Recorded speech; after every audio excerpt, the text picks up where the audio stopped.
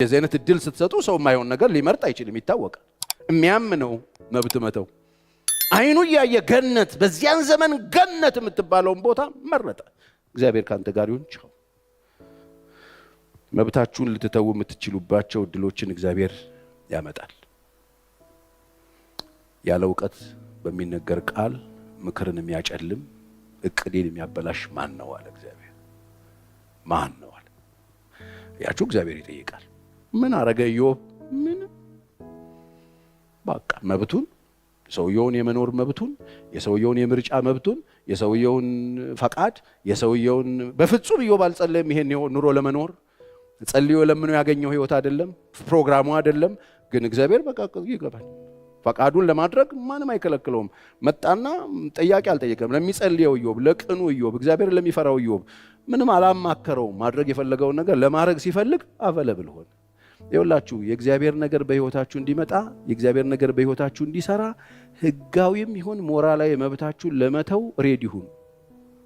እግዚአብሔር እንደሱ ነው የሚሰራው። ዮሴፍንም ልንወስደው ብዙ ጊዜ አነሳዋለሁ። ዮሴፍ ወንድሞቹ ክፉ አድርገውበታል አይደል? ከፍተውበታል። ወንድሞቹ ሽጠውታል፣ ደብድበውታል፣ አድምተውታል፣ ገፈውታል፣ ሽጠውታል፣ አሳልፈው ሰጥተውታል። በጣም ከባድ ነው። በዮሴፍ እንደ አንድ ኢትዮጵያዊ ምናልባት ዳይሪ ያለው ሰው ቢሆን ዳይሪው በከፈታችሁ ቁጥር የሚያሳዝን የሚያስለቅስ ዳይሪ ያለው ሰው ነው ማለት። የተጎዳ ሰው ነው። ከእናት ከአባቱ ቤት ተለየ።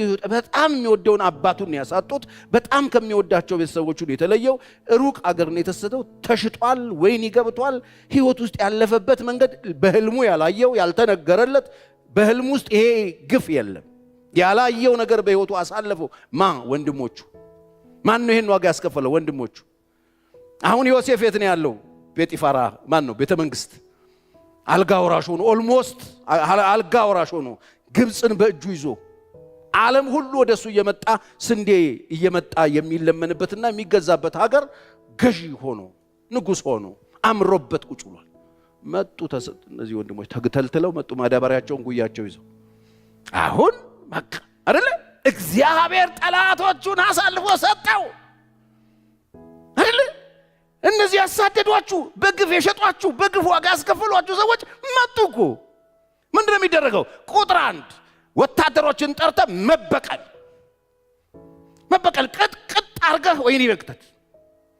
እንዳሳደዱት ማሳደድ፣ እንደደበደቡት መደብደብ፣ እንዳደሙት ማድማት። በቃ ይሄ መብቱ ነው አድርገዋልና ህጋዊ እርምጃ መውሰድ። አምጥቶ በግብፅ እዛው ፍርድ ቤት አቁሞ ያደረጉትን እሱ ራሱ ምስክር ሆኖ ቆሞ ማስፈረድ መብቱ ነው። ለሚበቀሏቸው አሳልፎ መስጠት መብቱ ነው። እሱም መበቀል መብቱ ነው። ለምን? ኤቪደንስ አለው፣ ተደርጓል አለው፣ መብቱ ነው። ጉዳት አለው። ለዚህ ነው ወንድሞቹ በጣም የከበዳቸው አባታቸው ሲሞት ይበቀለናል አሉ። አያችሁ፣ እንዲህ አይነት ነገር ሞራላዊ መብት አለው። ይደግፈዋል። የተደረገበት ነገር ነው። ግን ምን አደረገ ነው? ዮሴፍ አልተበቀለም፣ አላስበቀለም። በቃ ያልቀጠረባቸው ያደረጉት ነገር አልከፈለም። በፈቃዱ ተወው። ለምን? መንፈሳዊ ነው ልጁ። እናንተ ለክፉ አረጋችሁት፣ አምላክ እግዚአብሔር ለምን አረገው? ለበጎ አርጎት ገለበጠና የእግዚአብሔርን መልካምነት አየበት። ብዙዎቻችን መብታችንን ማንተው ለምንድን ነው? እግዚአብሔርን አይደለም የምናየው፣ የተደረግነውን ነው የምናየው። የደረሰብንን ግፍ ነው የምናየው። የተሰራብንን ነው የምናየው። ሸፍጡን ነው የምናየው። ሸሩን ነው የምናየው። የተደረገብንን መዓት ነው የምንቆጥረው። እንትናም አለበታው፣ እንትናም ምቹ አለበታው፣ እንትናም ሰርቷል እዚህ ላይ እንትናም መበር አቅርቧል። እነዚህ ሰዎች ያሉበት እኛ አይደለም ነው የምንለው። እግዚአብሔር በህይወቱ ያደረገውን አየሱ፣ ወንድሞቹ ያደረጉትን አይደለም። ዛሬ ብዙ ነገር ተደርጋችሁ ሊሆን ይችላል። በህይወታችሁ ብዙ ነገር እየከፈላችሁ ሊሆን ይችላል። ሰዎች እያስከፈሏችሁ ሊሆን ይችላል። እግዚአብሔር ምንም አላረገ። መብት መተው እንድትችሉ ነው ማወራው። ህጋዊ መብታችሁ መክሰስ ትችላላችሁ። ወስዳችሁ ፍርድ ቤት ማስወሰን ትችላላችሁ። ምስክር ቆጥራችሁ መቼ ነው የሆነው? የዛሬ 20 ዓመት ልትሉ ይችላላችሁ። ማን ያደረገው እንደዚህ? እናንተ ትክዳላችሁ። የእምነት ቃል ኪዳን አንክድም ያምናሉ እኮ እነሱ። ሕጋዊ መብት ነበረው ዮሴፍ እርምጃ ለመውሰድም ለማስወሰድ። እዚህ ውስጥ ያሉ ታሪክ የመዘገባቸው የእግዚአብሔር ሰዎች የተባሉት በየጊዜው ያነሳን ምን ሰበካቸው ምን ሰባበካቸው ለእግዚአብሔር ተመችተው አልፈዋል። ዛሬ የምናመልከው እዚህ ጋር ያለን ሰዎች ከዚህ መጽሐፍ ውጭ ሆነን ምን ሰማ ሰዎች የዚህ መጽሐፍ አምላክ ከሆነ የኛ አምላክ ሬዲ ናችሁ ሕጋዊ መብታችሁን ለመተው? መክሰስ ትችላላችሁ፣ ማንም አይከለክላችሁ። መብቴ ነው። መብትሽማ ነው። መንፈሳዊነት መብትን መተው ነው እያልኩ ዮሴፍ ተወ። ዮሴፍ ተወ ለማ እግዚአብሔር እኮ አለ። እውነት ነው እናንተ ለክፉ አድርጋችሁታል፣ እግዚአብሔር ግን ለበጎ አድርጎት። እኔ አልበቀላችሁ ይበቀለናል ይላል። ይበቀላችሁ መብቱ ተወ። የተደረገውን ሁሉ ያደረገን ምን ይሄድ ከሆነ ችግር ነው። ይተዋል። ተአምር እኮ ነው። አያችሁ ሰው ስትሆኑ የሚሻለውን ነው የምትመርጡት። ሕጋዊ መብታችሁን ለመተው ሬዲ ሁኑ። ምን ተዋቸው ነገሮች አሉ። ሰደበችኝ እኮ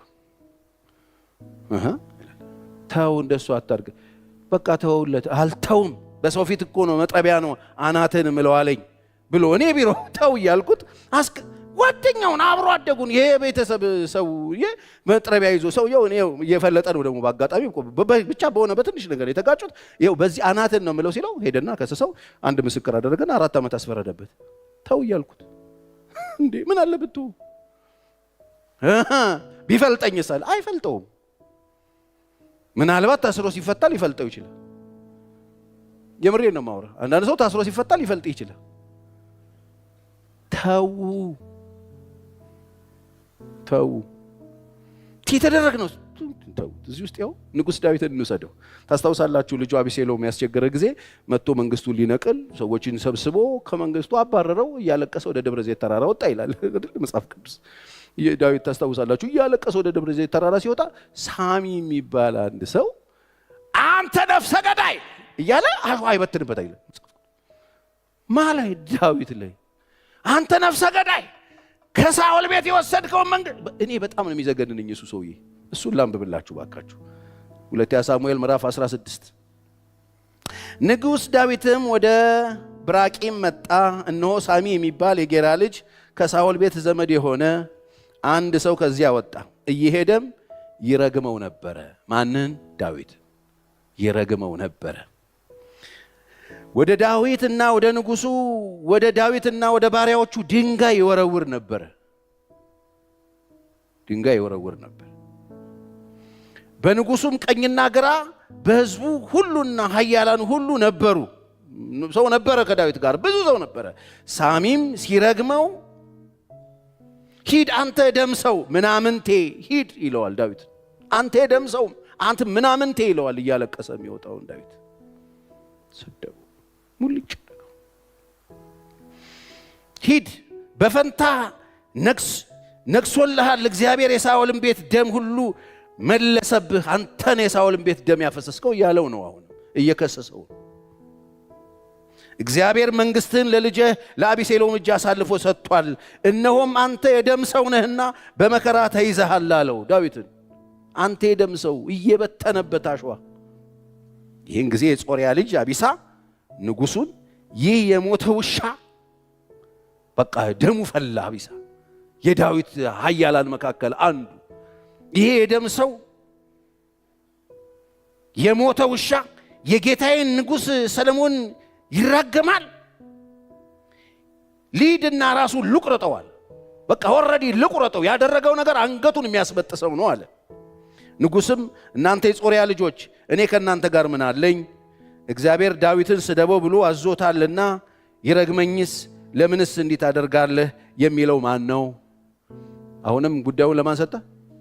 ተው እናንተ እኔ ከእናንተ ጋር ጉዳይ አለኝ ወይ? ጉዳዬ ከሱ ጋር ልኮብኝ ነው። እሱ ራሱ ስደበው ብሎ ሕጋዊ መብቱን ይጠቀማል አይጠቀምም፣ ጉልበቱን ይጠቀማል አይጠቀምም፣ ኃይሉን ይጠቀማል አይጠቀምም ብሎ እያሰደበኝ ነው እሱ ራሱ። እግዚአብሔር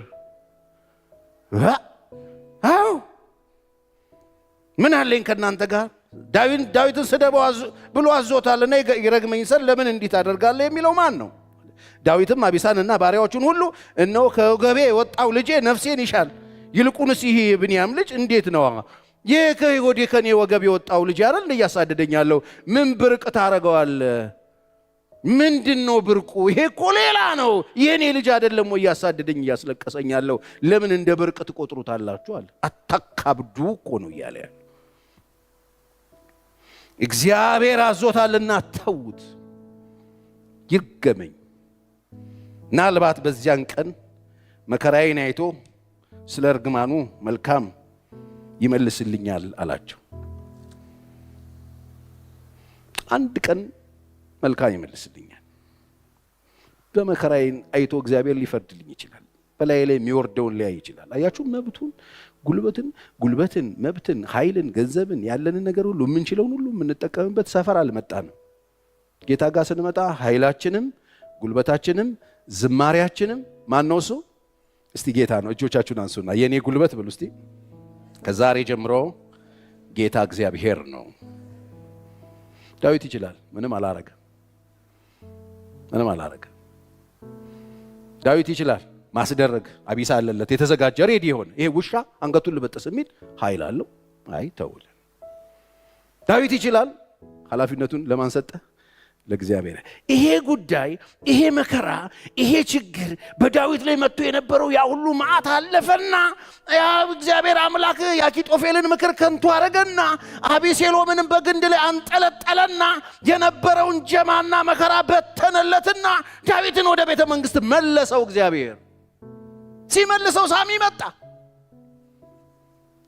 የትናንትና የሰደበው ሳሚ መጣ። ሳሚ አይገርማችሁ? መጣ ሳሚ። ትናንትና አንተ ደም ሰው፣ አንተ ክፉ እያለ ሲረግመው የነበረ አሸዋ ሲበትንበት የነበረ ሲያንስ ነው ሲለው የነበረው ሳሚ መጣ። ሁለተኛ ሳሙኤል 19 ከ19 ቁጥር ጀምሮ ንጉሱንም መጣና ሳሚ ጌታዬ ሆይ ኃጢአቴን አትቁጠርብኝ። ጌታዬ ንጉሱ ከኢየሩሳሌም በወጣ ቀን ባሪያህ የበደልኩህን አታስብብኝ። አሁን ዳዊት ተስተካክሎ ቤተ መንግስት ገብቷል። በክፉ ቀን ችግር ያደረገበት ሰው ራሱ መጥቶ እጅ ሰጥቷል። ራሱ መጥቶ መሳደቡን እያመነ ነው፣ ያደረገውን እየተናገረ ነው። መጣና እጅ ሰጠ። መጣና አመነ። ይሄው አታስብብኝ። ንጉሱን በልቡ አያኑረው። ንጉስ ወይ ምሕረት አድርገልኛል። ዳዊት መብት አለው የለውም? ይሄን ሰውዬ ማሰር አሁን ተስተካክሏል። ቤተ መንግስት ነው ያለው። አንድ ወታደር ወይ ፖሊስ ጠርቶ ያዙና አስገቡት። ይሄ የዛኔ የደም ሰው እያለ ሲሰድበኝ ሲረግመኝ ነበረ፣ ከልጄ ጋር ተደርቦ መከራ ሲያመጣብኝ ነበረ፣ ውሰዱና እሱ ስቀሉት አለ ዳዊት። አላለም። ስሙ እንደዚህ ነው፣ ባሪያህ በደለኛ እንደሆንኩ አውቄያለሁና እነሆ ከዮሴፍ ቤት ሁሉ አስቀድሜ ዛሬ መጣሁ። ከሁሉም ቀድሞ ነው የመጣው። ንጉሱ ቦታው ሲመለስ እየሮጠ መጥቶ ማንም ሳይመጣ ከነገዶች መካከል ሳይሯሯጡ መጥቶ ነው የወደቀው። መጣው። ጌታዬ ንጉስ ልቀበል ወረድኩ አለው። የጾርያ ልጅ አቢሳ ግን አገኘዋ። አቢሳ ግን ተመልሰው ቤተ መንግስት ከገቡ በኋላ ትናንትና ይሄ ውሻ እንዴት ጌታዬን ይሳደባል ሲል አገኘው። እና አቢሳ ደግሞ እንደዚህ አለ፣ ሳሚ እግዚአብሔር የቀባውን ሰድቧልና ሞት ይገባዋል። አይደለምን? ሞትም ይገባው ነው አለ። በቃ ይሄ ይገደል አለ። ምክንያቱም እግዚአብሔር የቀባውን ሰድቧልና አለ። ዳዊትም እናንተ ጾርያ ልጆች ደገሙ፣ እኔ ከእናንተ ጋር ምን አለኝ? ዛሬ ስለምን ጠላቶቼ ትሆኑብኛላችሁ? ትናንት ወዳጆቼ ነበራችኋል። ለምንድነው ጠላት የምትሆኑብኝ? ምን ማለት ነው? ለምንድነው ጠላት የምትሆኑብኝ? በቀል እያመጣችሁ አያችሁ። የዳዊት ጠላቶች ማለት ህጋዊ መብታቸውን ለመጠቀም ሞራላቸውን ተጠቅመው በተደረገ ነገር ለማድረግ የሚነሱ ሰዎች የዳዊት ጠላቶች ናቸው። ለምንድነው ጠላት የምትሆኑብኛል? ጠላቶቼ የምትሆኑብኝ ለምንድን ነው አለ። ዳዊትም እናንተ የጾርያ ልጆች እኔን ከእናንተ ጋር ምን አለኝ? ዛሬ ለምን ጠላቶቼ ትሆኑብኛላችሁ? ዛሬስ በእስራኤል ዘንድ ሰው ሊሞት ይገባልን? ዛሬስ በእስራኤል እንደሆን እንደነገስኩ አላወቅምን? አሁን እኮ ነገስኩ በእስራኤል ዘንድ። ንጉሱም ሳሚን አትሞትም አለው።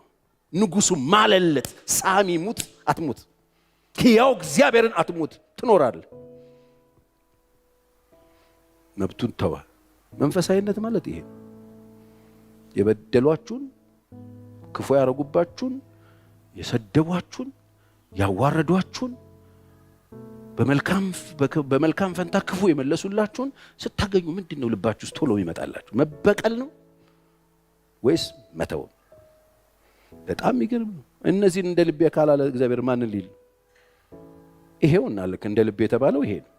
እግዚአብሔር ማስተዋል ይስጠን። እግዚአብሔር ማስተዋል ይስጠን። አዎ መብት ይተዋል።